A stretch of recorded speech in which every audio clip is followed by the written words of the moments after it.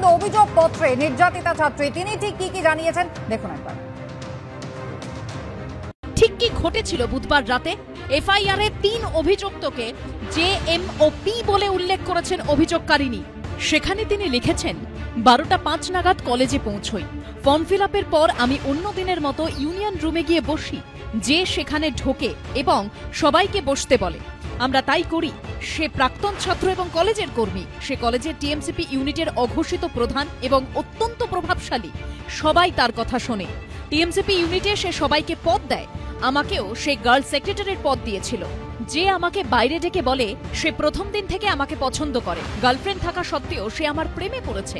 আমাকে বিয়ের প্রস্তাবও দেয়। আমি প্রস্তাব প্রত্যাখ্যান করে বলি আমার বয়ফ্রেন্ড আছে, আমি তাকে ভালোবাসি, আমি তাকে ছাড়তে পারবো না। এফআইআর এ অভিযোগকারিনী লিখেছেন, 7:30 নাগাদ জিএস এই বলে বেরিয়ে যান যে তিনি শিগগিরই কিছু কাজ সেরে ফিরে আসবেন। তখনই আমিও জিনিসপত্র গুছিয়ে বেরোতে যাই। তখন যে আমাকে আটকায় এবং পি ও এম কে চোখের ইশারায় বাইরে যেতে বলে। তারা বেরিয়ে যায় এবং জের কথা মতো বাইরে থেকে দরজা আটকে দেয়।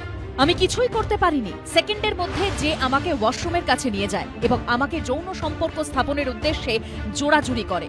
আমি তাকে আটকাই, ঠেলে সরিয়ে দিই। আমি কাঁদতে থাকি, বলি আমাকে ছেড়ে দাও, আমার বয়ফ্রেন্ড আছে, আমি তাকে ভালোবাসি। তাও আমাকে ছাড়েনি। এফআইআর এ অভিযোগকারিনী উল্লেখ করেছেন, তারা জোর করে আমাকে গার্ডের ঘরে নিয়ে যায়। যে আমাকে বিবস্ত্র করে ধর্ষণ করে। আমি বাধা দিলে সে আমাকে ব্ল্যাকমেল করে, হুমকি দেয়, যা সে আগে থেকেই করে আসছিল।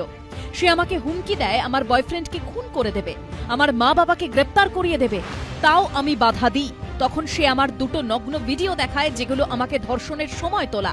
সে শাসায় আমি বাধা দিলে সে যখন ডাকবে তখনই না এলে সেগুলো সবাইকে দেখিয়ে দেবে।